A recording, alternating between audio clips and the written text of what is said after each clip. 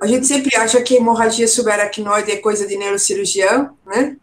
Mas, na verdade, é do neuroclínico e os clínicos têm muito a aprender com vocês aí, né? Então, assim, eu me surpreendi de ver a incidência de HSA que realmente acontece, daquelas HSA não traumáticas, né? Que realmente sai fora do neuroclínico. E assim, é uma experiência para nós, né? Nós temos visto, esse ano eu vi, inclusive, um caso que aconteceu com uma pessoa da minha família, né? E, assim, eu acho que a gente tem muito que repensar aí em como diagnosticar, como conduzir o caso, como tratar. Então, assim, bastante interessante mesmo. E vou dar a palavra para você, e depois, no final, a gente faz algumas perguntinhas aí, se tiver. Obrigada, Dani.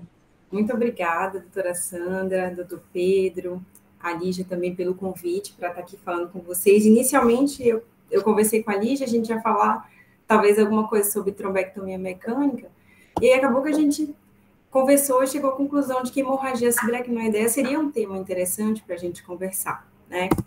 E por que eu estou trazendo esse tema para vocês, já que, como a doutora Sandra falou, essa é uma doença que, quando a gente faz o diagnóstico aqui, a gente já chama neurocirurgia e a gente acaba estabilizando, né, inicialmente, mas acaba não tendo esse contato, né, tão próximo, e essa era a ideia que eu tinha também, e não desmerecendo o papel da neurocirurgia, né, porque diante de uma hemorragia neurismática, com certeza assegurar, controlar a hemorragia é um ponto importante, mas tirando esse ponto específico da neurocirurgia, essa é uma doença eminentemente clínica, não só do neuroclínico, mas também que um bom clínico tem um papel importantíssimo no desfecho clínico desse paciente, como a gente vai ver ao longo da aula. Então, quando a gente está diante de um caso suspeito, a gente vê alguns erros ali, né? Então, o erro ali no topo do funil, que acontece geralmente na triagem, é primeiro não reconhecer. Então, o paciente que chega com uma cefaleia, uma dor de cabeça muito intensa, né, principalmente aquela dor de cabeça que tem a sua intensidade máxima atingida no primeiro minuto, algumas vezes, em até 40% dos casos, vai ter um neurológico totalmente intacto. Então, você vai ter diante de você apenas um paciente com cefaleia. Então, é necessário que haja um alto grau de suspeição para você seguir a investigação desse paciente. E um outro passo, aí, um outro gargalo que leva a erro é não fazer o líquor ou saber interpretar o seu resultado quando indicado, né? E não fazer a tomografia também, diante de uma cefaleia que você tem um paciente com exame neurológico totalmente normal, né? Então, você acaba não fazendo a tomografia ou não entender quando é que essa tomografia tem limitação para o diagnóstico, principalmente, como eu vou falar mais para frente, quando essa HSA já aconteceu há alguns dias. Então, a tomografia pode não nos mostrar e a gente precisa entender as limitações dela. E no segmento, que também é um ponto que eu quero enfatizar para vocês, o erro é a gente não conhecer, né, não prevenir e não reconhecer as complicações neurológicas, tá? Não tratá-las da maneira adequada, então, não saber o que tem de mais nova evidência, né, a respeito dos tratamentos, principalmente quando a gente fala de vasoespasmo, que é uma complicação neurológica ainda negligenciada e com dificuldades ainda de manejo em muitos serviços, e também não reconhecer as complicações clínicas não neurológicas, né, principalmente as complicações que envolvem o coração e o pulmão. Então, quando a gente fala de hemorragia subaracnoide, a gente tem diversas etiologias, a traumática e as não traumáticas, né? Sendo que das não traumáticas, a mais comum de todas é associada a um aneurisma. Mas é importante que a gente saiba, né, e até reconheça que existem outras causas que também estão associadas à hemorragia subaracnoideia. Mas eu vou frisar aqui para vocês hoje, especificamente, o que a gente tem de mais evidência para hemorragias aneurismáticas. E algumas das evidências que a gente acaba extrapolando para outros tipos de HSA, inclusive a própria traumática também, tá? E aqui eu trouxe as imagens só para ilustrar para vocês que existem vários padrões de hemorragia subaracnoideia. Então, a gente tem a hemorragia aneurismática, que é aquela que vai ter um sangue ocupando as cisternas, as fissuras, de uma maneira mais evidente, né, principalmente quando é mais precoce. A gente pode ter hemorragias um pouco mais tardias, mas também ali ocupando as cisternas. A gente tem uma categoria de hemorragia subaracnoideia que é considerada benigna, que é a perimesencefálica. Então, não se tem um aneurisma, né? Se tem um sangramento que se acredita que seja até de origem venosa ali, principalmente na região perimesencefálica. E a gente tem as hemorragias aracnoideias, às vezes, mais corticais, né? Mais distais, que eu acredito que seja até... tenha sido o caso até que a doutora Sandra relatou. E aí, quando a gente vê uma hemorragia subaracnoideia como essa, por exemplo, a gente não pensa numa hemorragia secundária a um aneurisma. A gente pensa, se for um paciente mais jovem, que pode ser uma síndrome de vasoconstrição cerebral reversível, que costuma dar esse padrão de hemorragia subaracnoideia, e se for um paciente mais idoso, dos seus 80 anos, aí a gente pode pensar até numa angiopatia amiloide. E nesse caso aqui, essa hemorragia subaracnoideia aqui mais próximo do polo frontal e temporal, sempre pensar em história de trauma associado. E quando eu falo voltando então para o que a gente vai dar maior ênfase aqui na aula, quando eu falo de hemorragia subaracnoideia aneurismática, a incidência ela pode variar muito, né?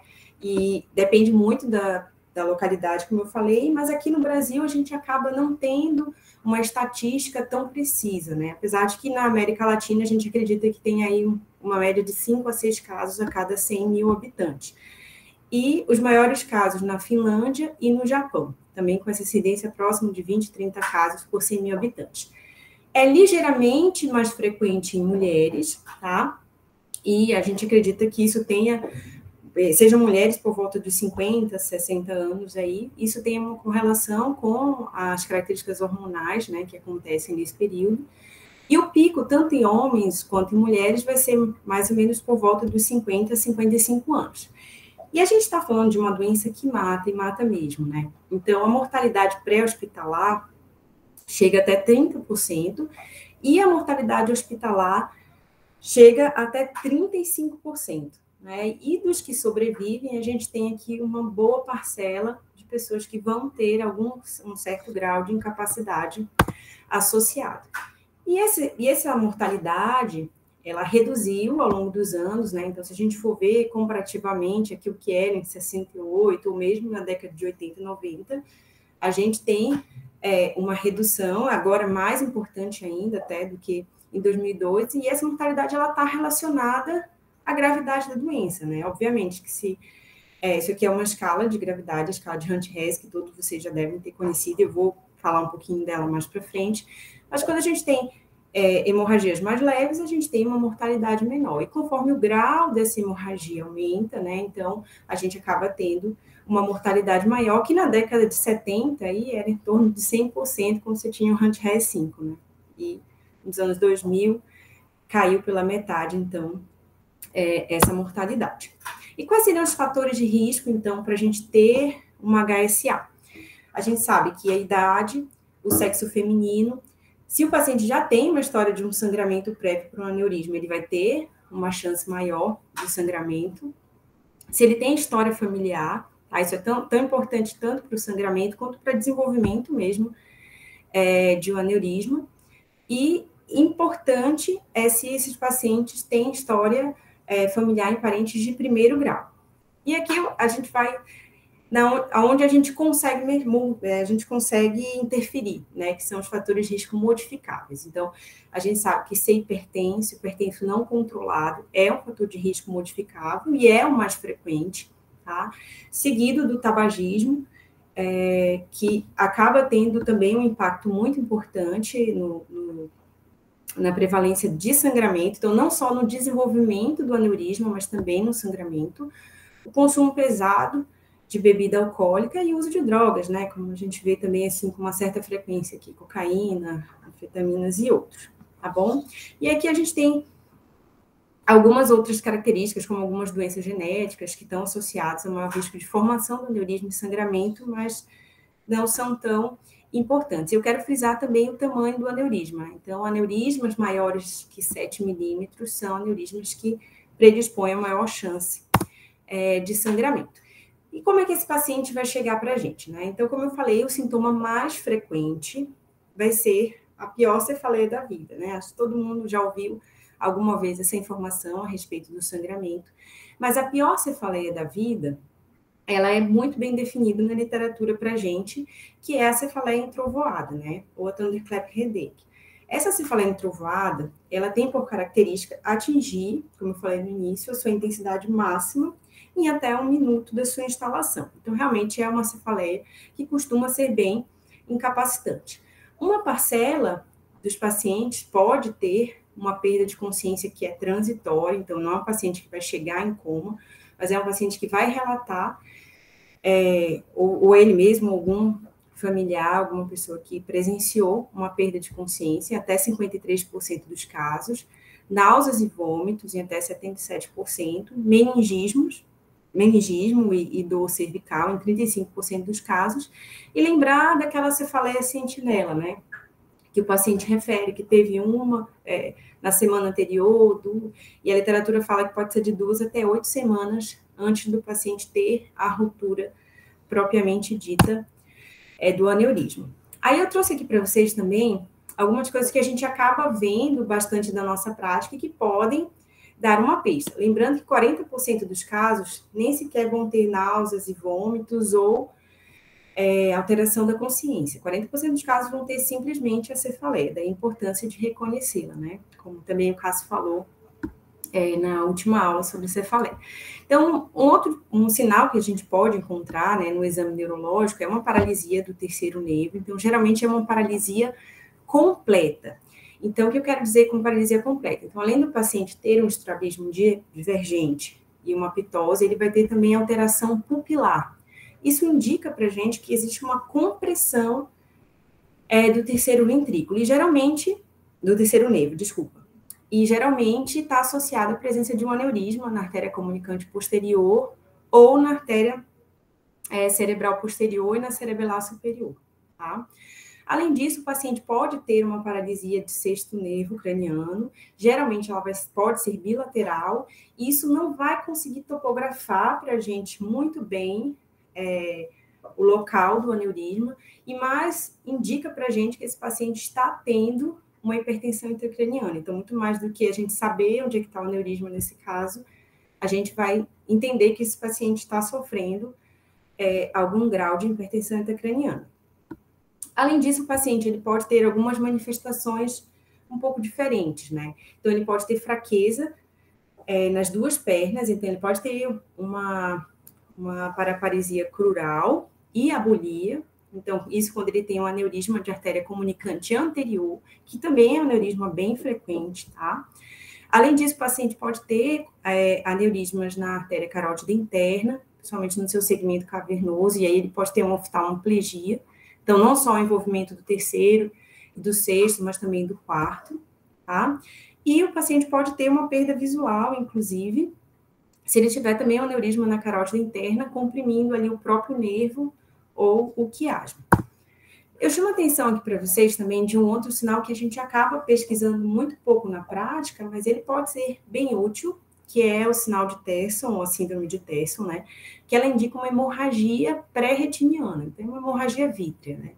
Então, o paciente, se você puder fazer o fundo de olho, né, você vai visualizar a presença de sangue ali no compartimento, mas na tomografia a gente consegue evidenciar. Então, às vezes, a tomografia ela não está tão clara de que ali eu tenho uma hemorragia subaracnoide, que não é o caso aqui, né, mas poderia acontecer. E aí, quando você vai olhar ali para o olho do paciente, você vê que tem uma hemorragia aqui pré-retiniana. E essa hemorragia, ela é um sinal de mau prognóstico. E ela acontece pelo aumento abrupto, né, da pressão intracraniana que a gente tem nesses pacientes na hora da ruptura do aneurisma. Existe uma regra que até é controverso, assim, né, se a gente deve usá-la ou não, mas é a regra de Ottawa, não sei se vocês conhecem, mas é uma regra que indica para a gente que se o paciente tiver uma cefaleia, de fato, uma cefaleia entrovoada, e algumas outras dessas 5 características aqui, pelo menos uma, Então, isso indica para a gente que esse paciente precisa fazer uma tomografia. Se ele não tiver nenhuma dessas características aqui, os trabalhos mostram que existe uma sensibilidade 100%, então, para que esse paciente até nem precise fazer uma tomografia.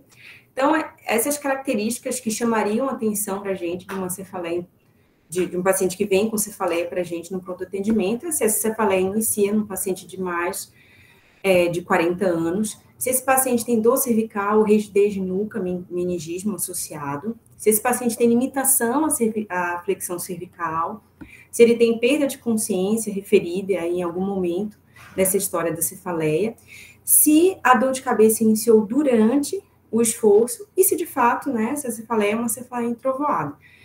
Mas isso assim, bem controverso, né, a sua aplicabilidade, até porque se você tem um paciente com uma cefaleia entrovoada, de qualquer forma você vai ter que investigar, tá? E a sua principal hipótese que você precisa provar que não é uma hemorragia subaracnoide.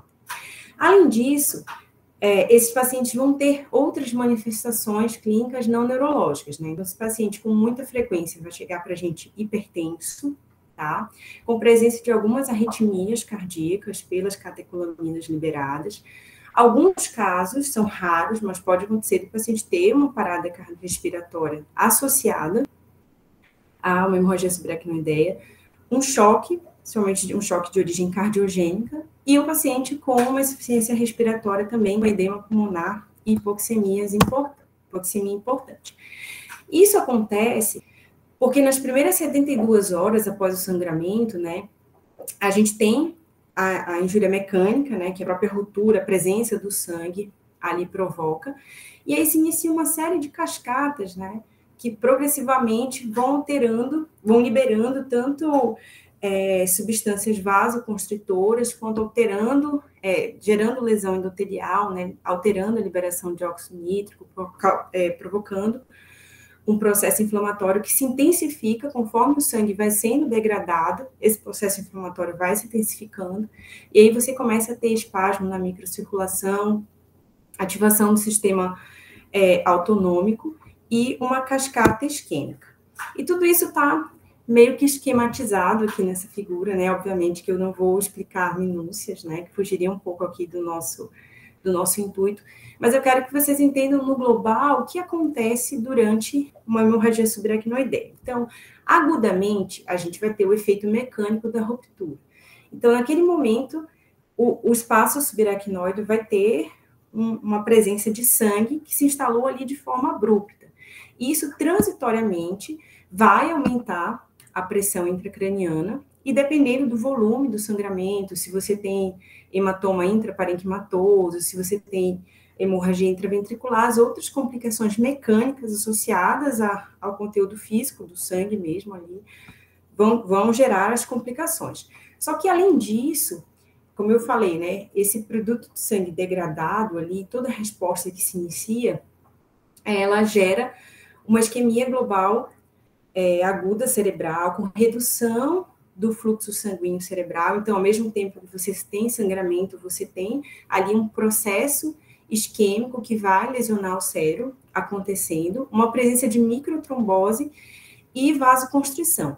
E, paralelo a isso, a gente começa a ter também uma ativação, como eu falei anteriormente, do sistema nervoso simpático, autonômico simpático, e aí vem as complicações sistêmicas em decorrência do sangramento neurológico. Então, a gente vai ter edema pulmonar neurogênico, miocárdio atordoado, a cardiomiopatia de Takotsubo, alterações elétricas, alterações hidroeletrolíticas também, e uma resposta sistêmica inflamatória brutal.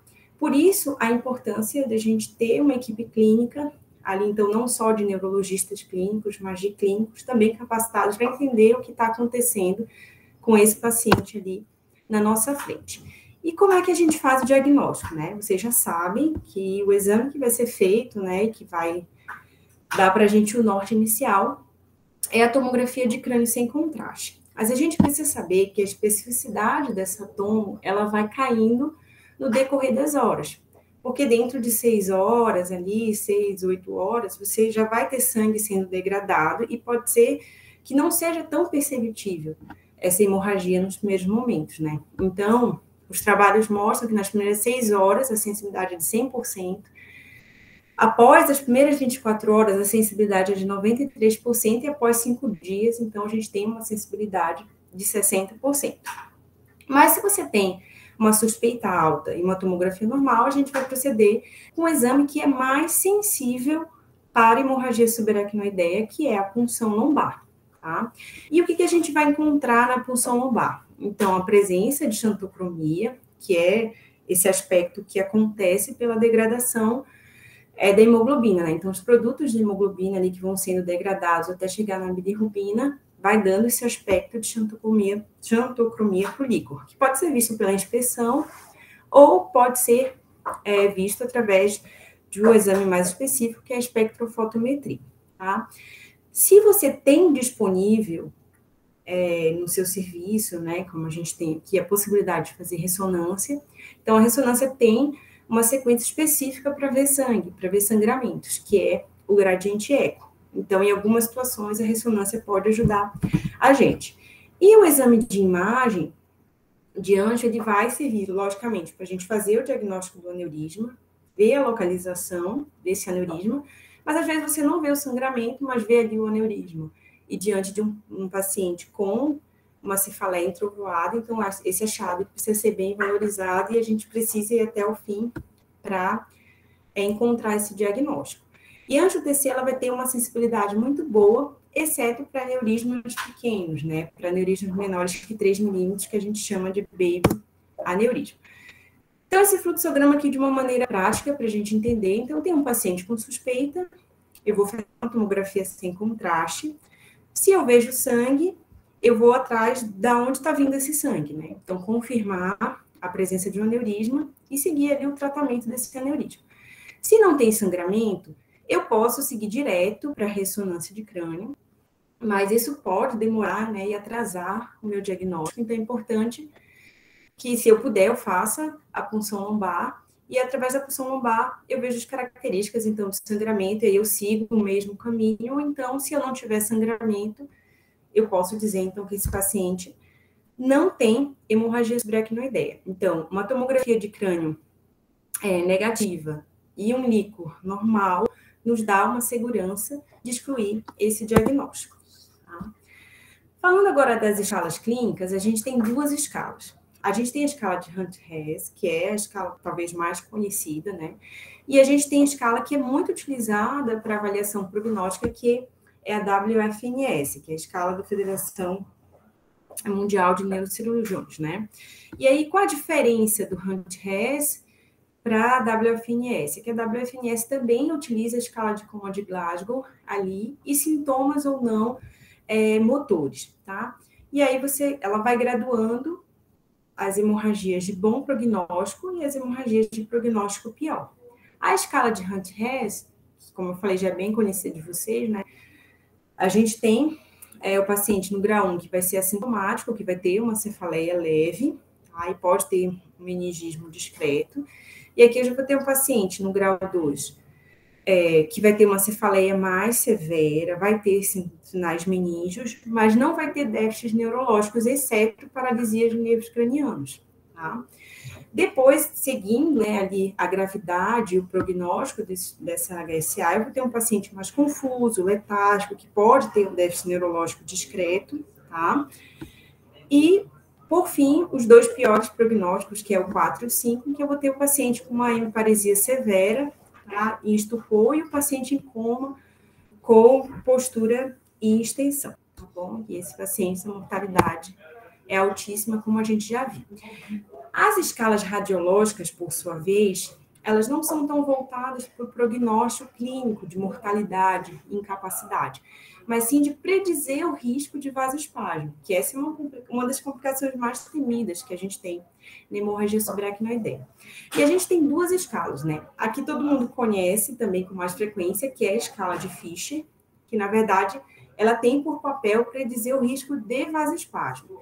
E a gente tem a escala de Fischer modificada, que é uma escala que tem por função, na verdade, predizer o risco de vasoespasmo sintomático, que a gente vai ver mais para frente que são coisas diferentes quando a gente pensa ali em tratamento, tá? E aí, por que foi modificada, então, essa escala de Fisher, né? Porque a escala de Fisher tradicional, a gente tinha o grau 3, né, que era aquele sangue mais espesso, tá? Tendo um desfecho para vasoespasmo sintomático pior do que aquele Fisher 4. Então, eles fizeram uma adaptação para que isso fosse mais compatível, né? Então, o 4 significasse um risco maior em relação ao 3 e assim por diante. Então, como é que é a escala de Fisher modificada, tá? A escala de Fisher modificada, então, grau 1, a gente vai ter um sangramento que é fino, que não é espesso, tá? Nas cisternas da base, nas fissuras, sem sangramento nos ventrículos laterais associados. Tá? O grau 2, a gente vai ter já um sangramento que também nas cisternas ele é fino, então ele não é um sangramento espesso, tá? Mas aí, nesse caso, eu vou ter sangue nos 2 ventrículos laterais. Então, não importa tanto o terceiro ventrículo aqui nessa escala, mas sim o sangue nos ventrículos laterais, tá? No grau 3, eu já vou ter um sangramento nas cisternas e nas fissuras que é mais espesso. Né? Então, comparativamente com esse sangue, esse aqui é muito pior, né? Do ponto de vista de risco de vasoespasmo. E a Fisher modificada 4 é quando eu tenho um sangramento mais espesso e sangue nos ventrículos laterais. Tá bom? Existe uma escala que foi desenvolvida até por um colega nosso brasileiro, eu trouxe aqui também até para valorizar os nossos colegas também brasileiros que estudam sobre hemorragia aracnoideia, que é a escala de Vaso-Grade. O que é a escala de Vaso-Grade? Ela junta, então, a escala clínica com a escala radiológica. E, assim, ela coloca os pacientes em graus de risco de hemorragia subaracnoideia de acordo com a gravidade que se encontra nessas duas escalas. Então, sendo que a chance no vaso-grade vermelho de um paciente desenvolver um vasoespasmo e um vasoespasmo de pior prognóstico é 3 vezes maior, né, a chance do que em relação a um paciente que tem um vaso-grade verde, por exemplo. Tá? E agora, né? Já no diagnóstico, eu já sei se eu estou diante de uma HSA de alto grau ou de baixo grau, e aí eu tenho que tomar as condutas necessárias, então, para mudar o prognóstico desse paciente de acordo com aquilo que está ao meu alcance. Então, o primeiro passo, como vocês também já sabem, é evitar o ressangramento. Então, o ressangramento, ele vai ser muito mais comum nas primeiras às 72 horas, então aqui eu não falo tanto de vasoespasmo, né, como eu vou falar depois dessas 24, 48, 72 horas, e essa chance de ressangramento pode chegar até 22%. E aí existe uma discussão se esses pacientes eles devem ser abordados de maneira ultra precoce, ou seja, nas primeiras 24 horas, ou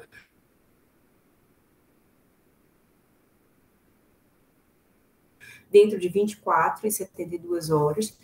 E o que a gente tem visto, né, de resultados na literatura e nos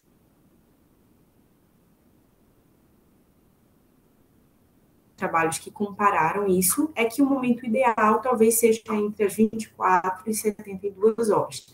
Nem passando disso, porque eu já vou ter a chance do paciente ter uma isquemia por um vasoespasmo, e eu vou operar ele, e eu vou piorar a mortalidade desse paciente, e nem tão ultra precoce assim, porque também a mortalidade foi maior. E aí, o que eu posso fazer enquanto esse paciente, então, ele não tem o seu aneurisma seguro?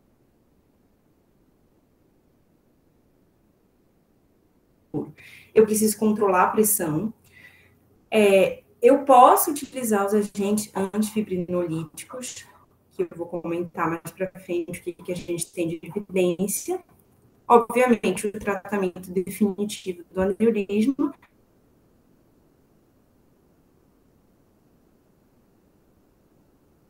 e sempre reverter anticoagulantes. Então, a gente nunca pode esquecer, tá bom, gente, de reverter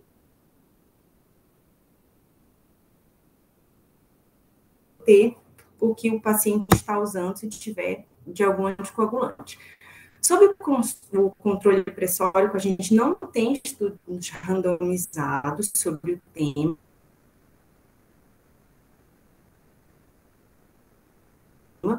mas o que a gente tem em recomendação de guidelines é que a pressão sistólica ela fique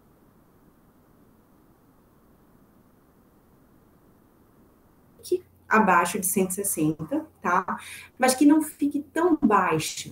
Então, eu preciso pensar que, ao mesmo tempo que eu tenho que evitar o ressangramento, eu tenho uma cascata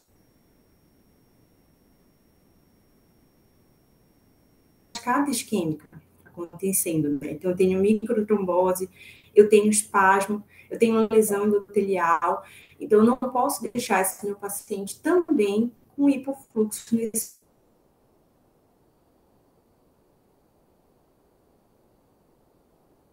momento. Então, manter uma pressão aí em torno de 140, 160,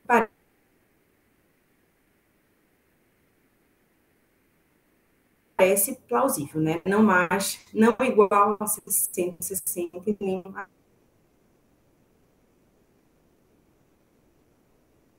maior do que isso, tá? Idealmente, seria melhor, né, se a gente tivesse drogas titulares,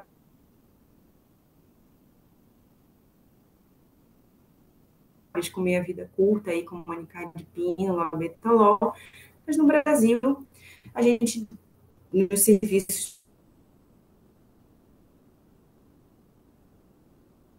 principalmente nos serviços públicos, a gente vai usar o nitroprusiato mesmo. Com relação aos antifibrinolíticos, é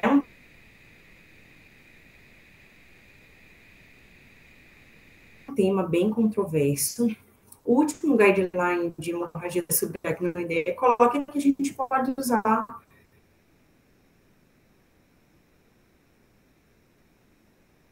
ele como uma ponte, né? Então, eu sei que esse meu paciente ele vai ser operado nas próximas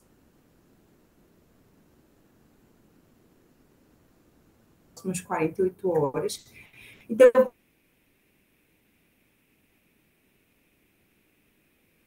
poderia fazer uso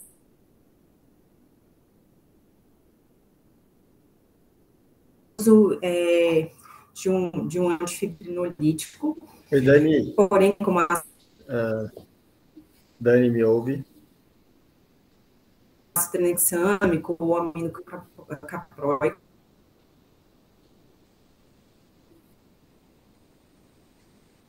Alô, Dani.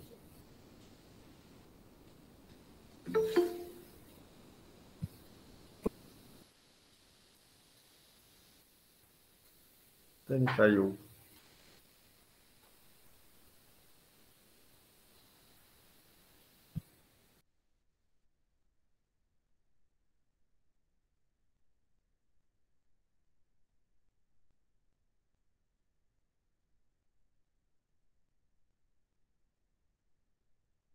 Oi, Oi, Pedro. Dani, me ouve? Eu te ouço aqui do Sem celular. problemas, ó. Deixa eu te falar o seguinte, o seu áudio estava picotando e aí depois caiu. Então, assim, Da onde eu você parei? tá com o celular também, é isso? Tô. Eu vou desligar aqui do computador e vou ficar com 3G do celular para falar e para. O que vocês Isso, acham? isso. Deixa as imagens no computador normal, mas o áudio Uhum. deixa pelo seu celular, que provavelmente vai ficar melhor. Então, Tá, entra tanto com o computador como com o celular. ótimo. Pronto. Só que Já aí, tô aqui. para não dar microfonia, você zera o microfone do computador e deixa só o áudio do celular ligado. Beleza. E da onde eu parei? Da onde vocês me ouviram? Você estava falando dos antitrombolíticos, do ácido tranexâmico, ácido aminocapróico, você estava nessa parte. Tá. E tá compartilhada a minha tela? Dos antifibrinolíticos. Agora não, precisa compartilhar de novo. Tá. Vou compartilhar aqui. Desculpa, gente, aqui deve ter caído aqui o Wi-Fi, né? Aqui parece que eu estou compartilhando, mas eu acho que travou mesmo. Vou tentar de novo aqui. Desculpa, gente. Refaz o processo aí. Vamos ver.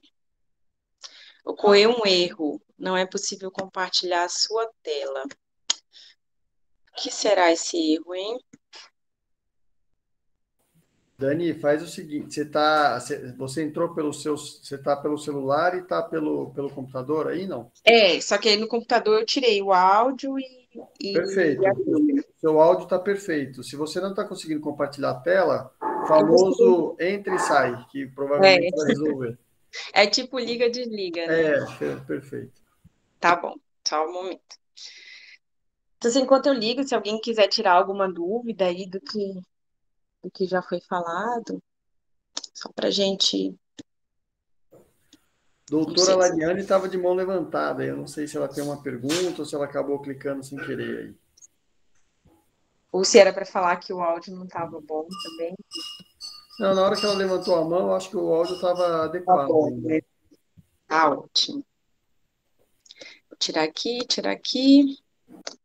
Participar agora. Vamos lá. Voltei. Vamos lá.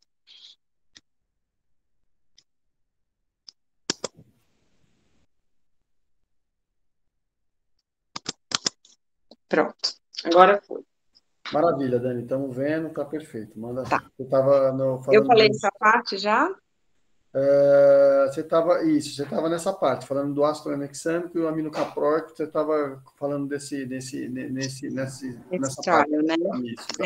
Esse é o trial que a gente tem mais exponente realizado a esse, né, associado a esse tema mesmo, que foi negativo para mostrar desfecho clínico em 6 meses, isso com ácido tranexâmico. Bem como também não modificou a escala de ranking, né, que é uma escala de funcionalidade que a gente utiliza para avaliar a funcionalidade, né, dos nossos doentes. Então, a gente tem que pesar muito bem em quem a gente vai escolher para usar ou não o antifibrinolítico, pensando que a gente tem risco de trombose, a gente tem risco de isquemia aí associada, então precisa pesar bem. Com relação ao tratamento definitivo do aneurisma, eu já havia comentado com vocês, né, essa questão do tratamento precoce e do ultra precoce. Aqui está o contrário, tá? O precoce em até 72 horas e o ultra precoce em até 24 horas. Então, essa meta-análise, ela mostrou para gente que não tem diferença estatisticamente significativa, mas existe um valor absoluto aí a favor da gente esperar as 24 horas para poder indicar o tratamento definitivo do aneurisma. Com relação às complicações neurológicas, a gente tem as complicações neurológicas associadas à presença do próprio sangue no compartimento subaracnoideu e no parênquima cerebral e nos ventrículos, tá? E as complicações associadas à cascata ali elétrica e isquêmica que a gente passa a ter pela presença desse sangue. Então, a hidrocefalia é uma complicação precoce muito frequente, que vai acontecer principalmente nesse período das primeiras 72 horas, pode acontecer em até 50% dos casos, tá? E até 30% dos doentes que são tratados e melhoram dessa hidrocefalia, eles passam a se comportar até como uma hemorragia aracnoideia de baixo grau, então melhora muito o prognóstico. Qual o problema? Existem trabalhos mostrando que o tratamento com a DVE, se o aneurisma ainda não está seguro, aumenta a chance de ressangramento. Então, a gente também precisa estar atento a isso. Com relação às crises epiléticas, então, o que eu acho bem legal da gente conseguir discutir aqui é que existem pacientes que podem estar rebaixados, podem estar em coma e podem estar fazendo crise, inclusive a crise ser a causa até do rebaixamento. E aí vem a questão da profilaxia, né? Em quem a gente deve usar fenitoína? Fenitoína profilática, né? O neurocirurgião vai prescrever para todo mundo, mas a gente sabe que a fenitoína ela vai aumentar a chance de vasoespasmo e, consequentemente, de infarto, pode ter um pior desfecho cognitivo, tá? E se a gente usar a lamotrigina, isso pode ser uma boa alternativa, porém, se a gente não tiver um eletro ali para monitorizar esse paciente, a gente pode fazer até o aneurisma ficar seguro e o sangramento estancar, a gente pode fazer uma profilaxia nos primeiros 7 dias de sangramento e depois a gente suspende, tá? Agora vamos falar da tão temida, né, do tão temido vasoespasmo, que pode ocasionar a isquemia cerebral tardia. Então, o problema não é tanto o vasoespasmo em si, mas sim a ocorrência da isquemia cerebral tardia. Ela, sim, está associada a um pior desfecho. E o que seria a isquemia cerebral tardia? Seria a ocorrência de um sinal neurológico focal, como hiparesia, afasia, apraxia ou negligência, e ou uma redução de pelo menos 2 pontos na escala de coma de Glasgow. Tá? Isso deve durar por 1 hora, então isso não pode ser uma coisa transitória, e não ocorrer durante ou associado ao tratamento cirúrgico, porque aí, nesse caso, a gente vai dizer que então a isquemia foi uma complicação cirúrgica e não uma complicação do vasoespasmo. E aí, por que que acontece, né, a isquemia cerebral tardia? Então, como eu falei no início, a gente tem produtos ali de degradação de hemoglobina que vão fazer uma reviravolta aí na nossa microcirculação, na microcirculação desse paciente, e uma quebra da barreira hematocefálica, uma necrose, apoptose, enfim, e que vão gerar vários processos que vão desencadear essa isquemia cerebral tardia. Então, qual é o curso desse paciente? É um paciente que teve uma HSA, passou pelo período de ressangramento e tem um déficit neurológico que dura mais de 1 hora, que não é explicado por um ressangramento ou por nenhuma outra condição das quais eu falei anteriormente, tá? E o importante é a gente saber que a gente nunca trata o vasoespasmo, gente. O vasoespasmo assintomático, ele não requer tratamento. O que a gente vai tratar agressivamente é a isquemia cerebral tardia, tá? Até porque 70% dos pacientes com HSA têm vasoespasmo, mas só 30% vão ter essa isquemia. E como é que a gente identifica, né? A gente vai identificar, obviamente, num paciente que está acordado, através do exame neurológico, tá? Porque eu estou vendo ali que aquele paciente está rebaixando ou que aquele paciente está evoluindo com déficit focal. Se o paciente está sedado, entubado, aí que a gente vai ter o desafio, né? Então, eu vou mostrar aqui para vocês 2 métodos que vão auxiliar muito a gente no manejo desse paciente, tá? O primeiro é identificar o vasoespasmo. Então, o Doppler transcraniano é um exame de fluxo, igual o Doppler que a gente faz em qualquer lugar. Só que aí, nesse caso, a gente vai conseguir ver a presença do aumento da velocidade nas artérias que a gente está ensonando, principalmente a artéria cerebral média, indicando que tem um estreitamento. É só lembrar da mangueira, né? Quando a gente vai apertando a mangueira, a velocidade do fluxo vai aumentando. Então, no vasoespasmo, a gente tem aumento de velocidades no Doppler transcraniano. Mas isso por si só não indica um tratamento, porque eu não sei se esse vasoespasmo é sintomático, né? O que vai fazer com que eu descubra que esse vasoespasmo é sintomático quando eu começo a ter hipoperfusão, tá? Então, se eu não tenho a clínica para me guiar que está havendo ali uma hipoperfusão, eu posso usar métodos de perfusão. E um deles, que a gente acaba utilizando muito na prática, é a tomografia de perfusão, que aí ela consegue mostrar para a gente áreas que a gente tem um volume de sangue menor e que a gente tem um tempo de trânsito, ou seja, uma lentificação do sangue chegando ali naquela região. Então, isso aqui é só um exemplo de um paciente que tem um trânsito aumentado no território da artéria cerebral média direita. E aí, quando a gente vai ver na angiotomografia dele, ele tem de fato um estreitamento, um vasoespasmo. Então, ele tem um vasoespasmo que está lentificando o fluxo nesse hemisfério. Então, eu tenho, nesse caso, um vasoespasmo sintomático. E que, se eu não tratar, ele vai evoluir para uma isquemia. Ele pode isquemiar todo esse hemisfério e mudar completamente o prognóstico desse paciente.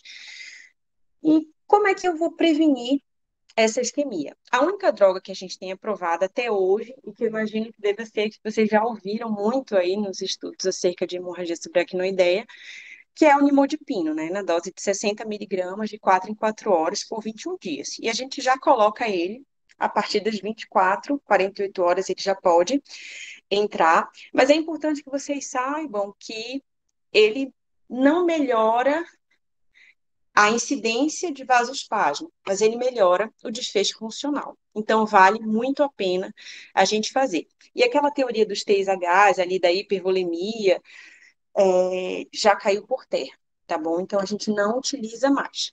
E aqui, só para mostrar para vocês a quantidade de drogas aqui que já foram testadas para tratar esse vasoespasmo sintomático e fracassaram, né? Então, a gente continua com a nossa boa e velha nimodipina e as medidas que tentem melhorar o fluxo sanguíneo. Então, a gente não faz hipervolemia, mas a gente otimiza a volemia. A gente pode induzir hipertensão, pode utilizar drogas inotrópicas que aumentem o débito cardíaco, como mirrinone, dobutamina, e pode fazer a terapia intraarterial, que eu vou só citar aqui para vocês. A pressão arterial, depois que o aneurisma está seguro, a gente costuma deixar uma pressão arterial sistólica ali até 220, nos casos do vasoespasmo sintomático. Então, não basta ter só vasoespasmo, precisa estar gerando isquemia junto, tá? Com a ideia de manter uma pressão de perfusão ali em torno de 120. Se melhorar, a gente mantém por 24, 48 horas e depois vai reduzindo. Se não melhorar, a gente pode ir para terapia inotrópica, que uma das drogas que foi muito estudada é o milrinone, tá? Então, a gente tira a nora e coloca o milrinone. E isso é feito de acordo com esse protocolo, que também é bem estabelecido, que é chamado de Protocolo de Montreal, que eu trouxe aqui só para vocês saberem que existe e que é efetivo também para tratar o vasoespasmo sintomático, né? E aqui a terapia intraarterial, que acaba sendo uma terapia de resgate, não melhorou com isso, a gente vai para a terapia intraarterial. Então, aqui só para amarrar o que a gente tem de novo. Então, esqueçam a terapia dos 3Hs, que há muito tempo já saiu. O que a gente tem de primeira linha é induzir hipertensão, tá? E otimizar o volume. Se não, a gente pode ir atrás de drogas que aumentem o débito cardíaco, tá? Otimizar a hemoglobina. E, por fim, se a gente não conseguir, a gente vai para medidas mais invasivas, aí que acaba sendo mais em ambiente de terapia intensiva. As complicações sistêmicas aqui eu trouxe mais para citar, vocês sabem manejá-las muito mais do que eu, certamente, mas eu trouxe para que vocês saibam, até porque o neurocirurgião não dá nem bola para isso, né? Quem vai dar bola para isso somos nós mesmos que estamos com esse doente na nossa mão. Então, a gente tem que lembrar dos distúrbios hidroeletrolíticos, das complicações cardíacas e pulmonares, controlar a febre, a glicemia e a anemia e a profilaxia para TVP. Com relação aos distúrbios hidroeletrolíticos, eu dou bastante ênfase aqui para vocês para a hiponatremia, que pode estar associada a um CIAD, uma síndrome perdedora de sal, e a hipernatremia ao diabetes insípidos, né? Ambas condições associadas ao processo central que ocorre nesses pacientes. Com relação às complicações cardíacas, a gente tem diversas arritmias associadas e a gente tem o miocárdio atordoado, também é uma complicação que é até relativamente frequente nesses doentes e que pode levar esses pacientes a terem um choque. Então, daí a importância também da gente monitorizar e seriar eletrocardiograma e também avaliar o débito cardíaco desses pacientes. Tanto que as complicações cardíacas, elas impactam sim, tá, no desfecho clínico desses doentes. Então, é necessário também não esquecer de monitorizar a troponina, tá? Porque alguns desses doentes vão estar entubados, sedados, e a gente também vai perder um pouco de parâmetro clínico, né?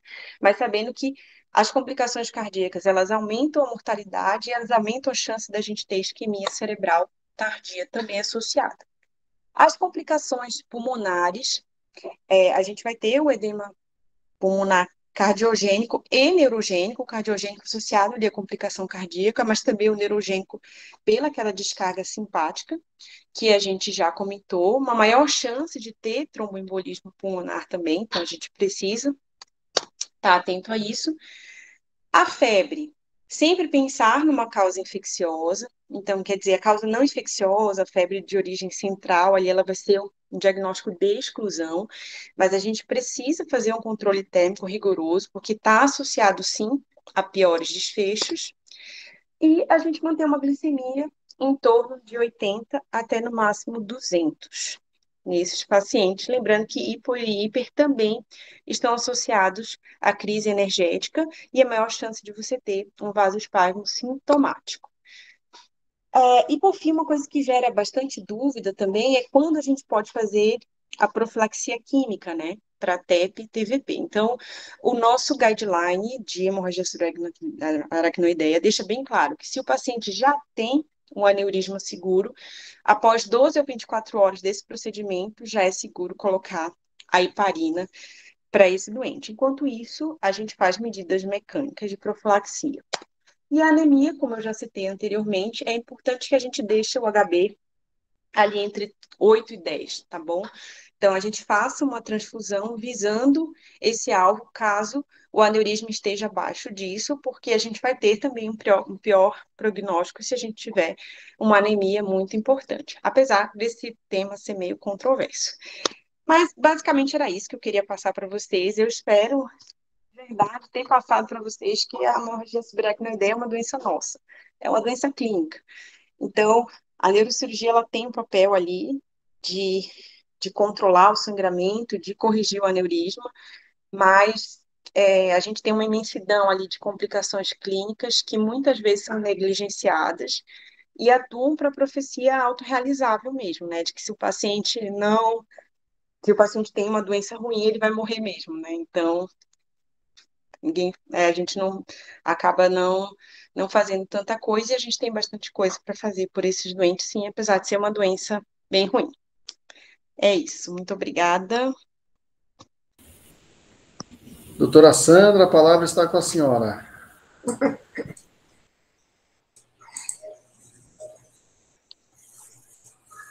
Deixa eu ver aqui, peraí. Apareci.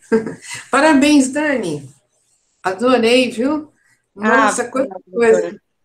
Puxa vida, fez assim uma explanação muito completa, gostei demais mesmo, assim, muito interessante. Eu acho que a gente poderia até montar um protocolo e já deixar um protocolo institucional pronto sobre hemorragia subaracnoide não traumática, né? Então, se você topar, a gente pode montar. Eu acho que seria muito bom. Está muito completo mesmo, né?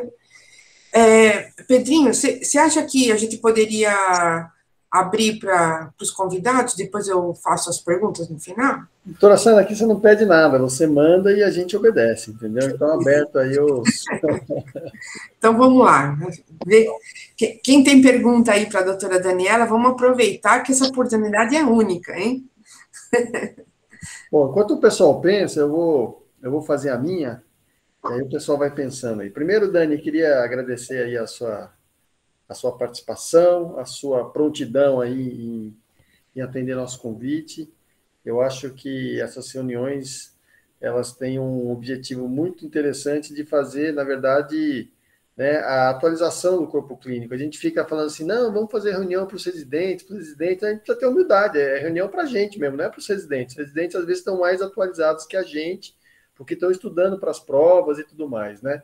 Eu ainda achava que os 3 Hs aí do HSA, que foi com... eu estudei a última vez, ainda estavam presentes, né? E hoje caí do cavalo aí. Dani, o que eu queria te perguntar, assim, em relação... Eu tenho visto muito uso o ácido tranexâmico, né? E na minha época de residente a gente não usava e atualmente a gente tem usado bastante. E eu fui dar uma olhadinha no UpToDate outro dia e vi que no UpToDate o ácido tranexâmico é off-label a utilização, né? E a gente tem utilizado aí de forma bastante rotineira, apesar da sua mensagem na aula não ser exatamente essa. Então, eu queria que você desse aí, não mais o que está na literatura você passou para a gente, mas quando que você acha que, de fato, a gente deve utilizar ou não o ácido tranexâmico? E a segunda coisa, a gente vê muitos dos nossos pacientes não serem abordados ali na fase aguda da HSA.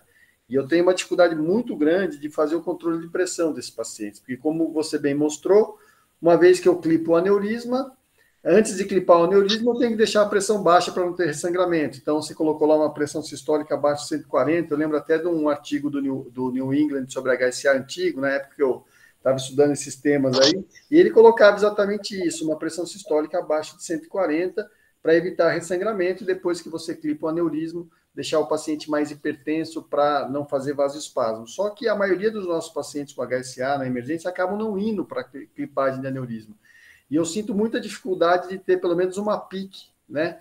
Que é um procedimento bem simples, que a gente poderia ser feito de forma mais rotineira, porque a gente com a PAM do paciente e uma PIC, eu consigo ter a pressão de perfusão cerebral de forma mais objetiva para manusear essa pressão. Então, eu queria ouvir o seu parecer a respeito aí, se uma PIC de rotina não seria algo interessante para nos ajudar a manusear esses pacientes. Obrigada, viu, Pedro, pelas perguntas aí, pelas considerações.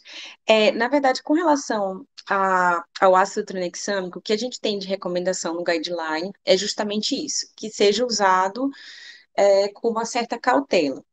E aí, quem eu acho que, na verdade, vai ser esse paciente que vai ser candidato a ser usado com cautela? É aquele paciente que tem muito sangue, né? Então, é aquele paciente que tem um HSA Fischer modificado ali 3 e 4, que é um sangramento espesso, que eu estou vendo ali que o desfecho desse paciente vai ser pior, já por si só pela doença dele.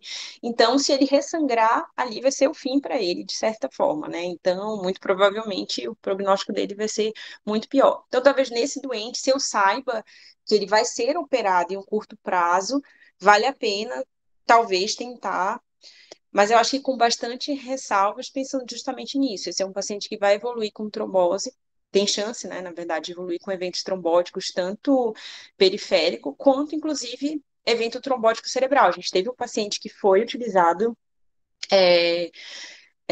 ácido tranexâmico, que o paciente teve uma isquemia de cerebral média, e não era vasoespasmo, era trombo mesmo. Então, o paciente isquemiou o hemisfério direito.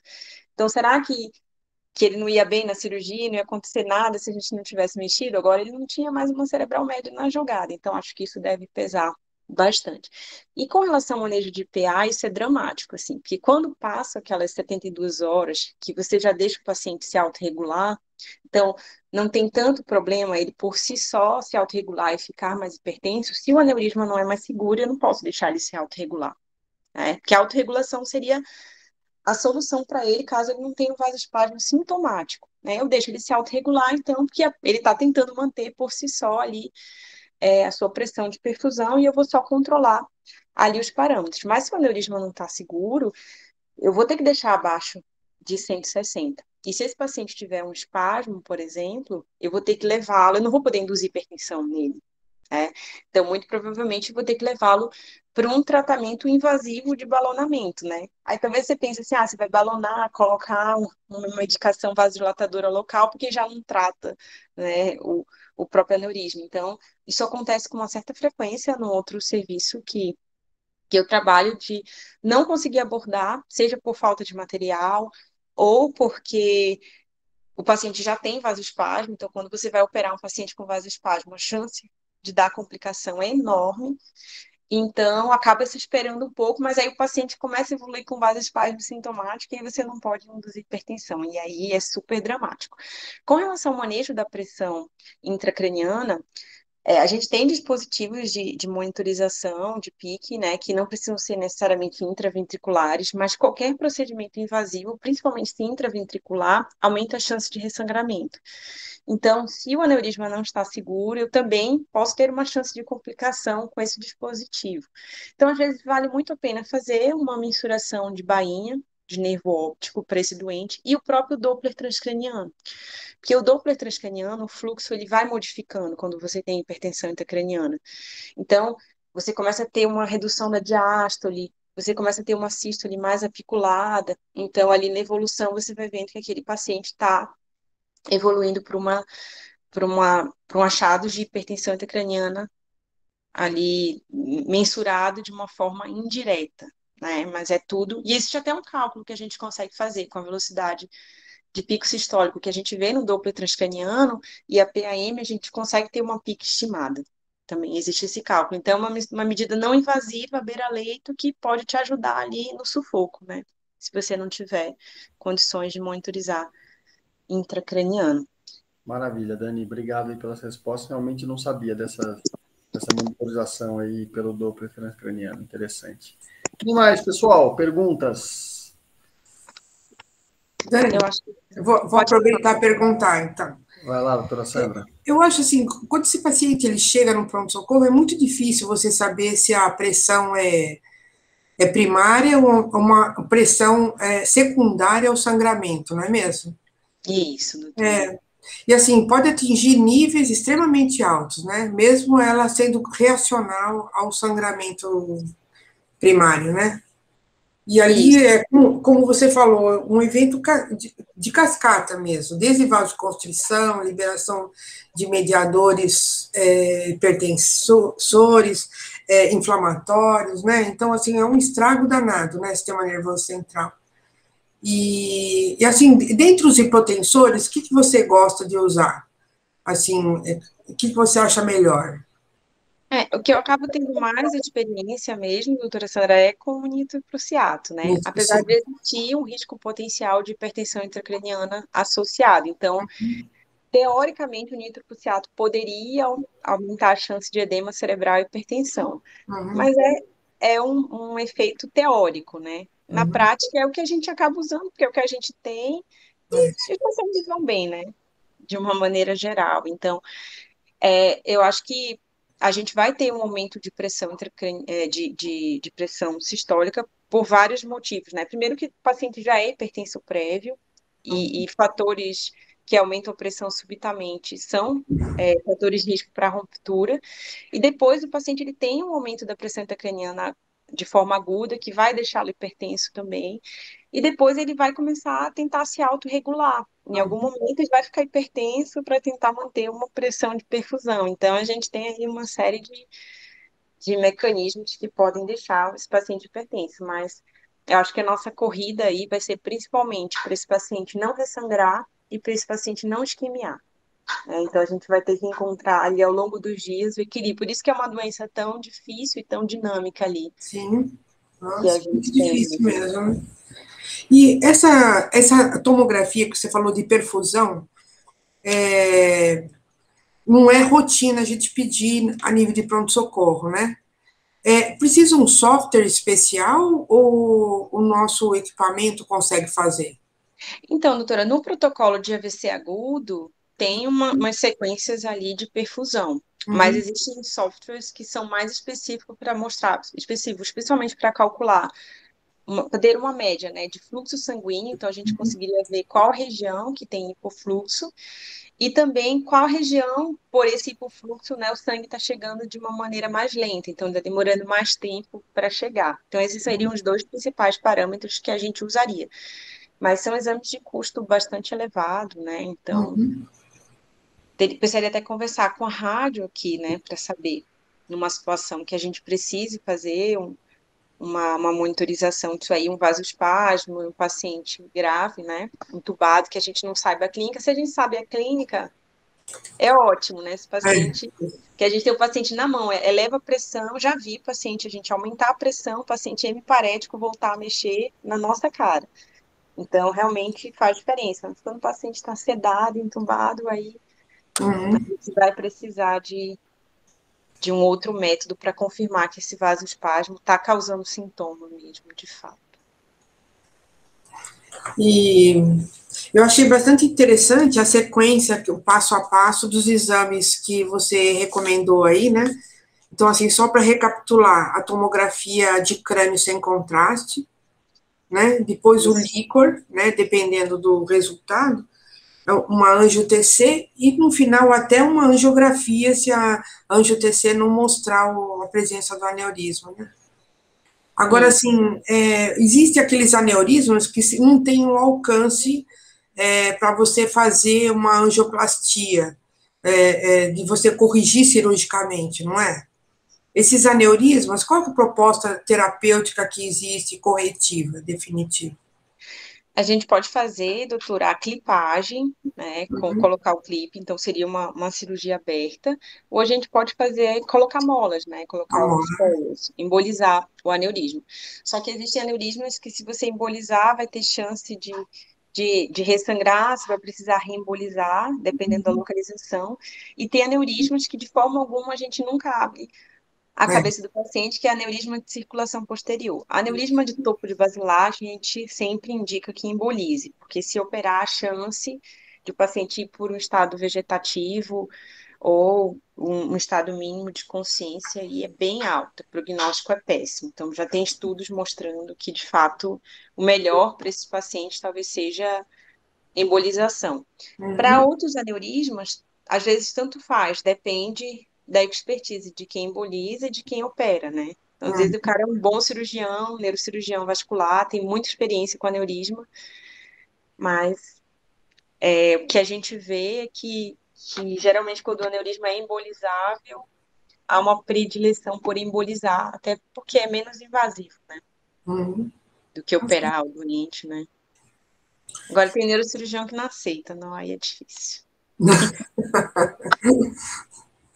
Nossa, ótimo, viu? Muito obrigada, Dani. Obrigada, senhora, doutora. Mais alguém? Alô, boa noite. Fala aí, Pedrão. Boa noite, Dani. Muito obrigado Oi, pela aula. boa A, noite. a Lígia, ela está chegando agora do hospital só, ela não pôde assistir, mas ela pediu para agradecer também. Eu tenho algumas dúvidas aqui. A primeira é uma situação, acho que você já comentou, mas eu queria perguntar mais específico para a nossa realidade da Santa Casa, que é aquele paciente que às vezes demora pelo cross, por exemplo, para chegar e chegou depois das 72 horas. A gente já viu algumas vezes na Santa Casa o pessoal da neurocirurgia demorar propositalmente para operar esses pacientes por conta do risco de vasoespasmo, às vezes esperando 2 semanas, mas eu não vi muitas vezes procurando ativamente vasoespasmo. Faz diferença procurar vasoespasmo assintomático nesses pacientes que passou de 72 horas para colocá-los, porque eu fico, pelo menos na UTI, a gente fica nessa sinuca de bico, de depois como é que eu vou tratar o vasoespasmo quando ele já está fazendo isquemia cerebral mesmo, né? Como que eu vou induzir hipertensão? Vale a pena ativamente ir atrás de um Doppler nesses pacientes?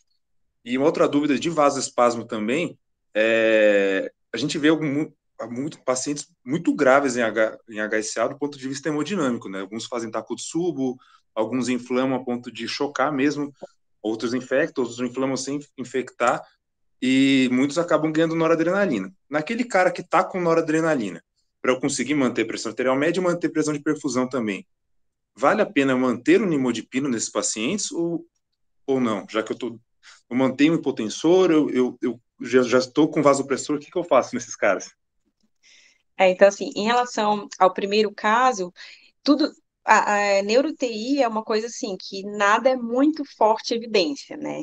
Uma coisa ou outra que a gente tem de mais forte evidência aí é usar nimodipino, né? Mas, assim, quando a gente tem os protocolos na maioria dos serviços que tem Doppler transcraniano disponível, é fazer um Doppler transcraniano basal, tá? E se fazer um Doppler transcraniano no ictus, se o paciente estiver lá com você, no terceiro dia, e dependendo do resultado da evolução, da curva de evolução, fazer até Doppler diário. Então, por exemplo, numa realidade aqui como da Santa Casa, que a gente não tem um serviço de Doppler estruturado, eu acho que valeria super a pena fazer um curso de point of care em ultrassom neurológico para ensinar a medir o vasoespasmo na cerebral média, que é o principal local que a gente vai ter. Então, talvez não seja tão importante aprender a fazer todo o exame, mas um point of care ali para reconhecer com o nosso aparelho aqui, com o transdutor de eco, a gente faz Doppler transcraniano. Então, reconhecer a cerebral média e medir as velocidades. Aí mede quando chega, mede no dia seguinte e faz uma curva, né? Então, vendo, olha, as velocidades estão aumentando, então talvez vamos segurar um pouco a cirurgia que o negócio está indo ruim. Ou não, ó, não encontrei vasoespasmo aqui, velocidade está estável, ali já passou das 72 horas, mas ainda tem um Doppler ali seriado que está aparentemente estável, talvez valha a pena o risco pensando nisso, né? Que se o paciente evolui para um vasoespasmo, a gente não vai conseguir induzir hipertensão, né? E com relação ao nimodipinos, também acho que isso não deve estar escrito em nenhum lugar, mas também no serviço que eu fiz, neuro-TI a gente diminuía pela metade a dose, a gente fazia 30 miligramas, ao invés de fazer 60. E aí acabava avaliando como é que o paciente ficava com 60, com 30 ao invés de 60. Essa pode ser uma possibilidade aí. Pensando que, de fato, é a única coisa que a gente tem que vai melhorar o desfecho, né? Do nosso doente, comprovadamente ali, melhora o desfecho se você dá nimodipino, né? Então, essa acho que que valeria a pena tentar e reduzir. Eu acho que essa ideia do point of care, ultrassom neurológico, é uma coisa que a gente tem um aparelho para fazer aqui. Então, de repente, pensar num curso ali, assim como a gente fez curso de eco ali, né, à beira-leito, né, com o Krakauer, né, com a do Bruno, aí, de repente, pensar num curso assim, acho que pode ajudar um pouco a nossa realidade aqui, né. Vou ser o primeiro matriculado para assistir, viu? Estamos aguardando a doutora Sandra. A senhora já está criando ideias aí, isso é uma boa, viu? Maravilha. Doutora Sandra, seu microfone está desligado aí. Esqueci. Então, acho fundamental, nossa, não deve ser nada complicado, não é mesmo?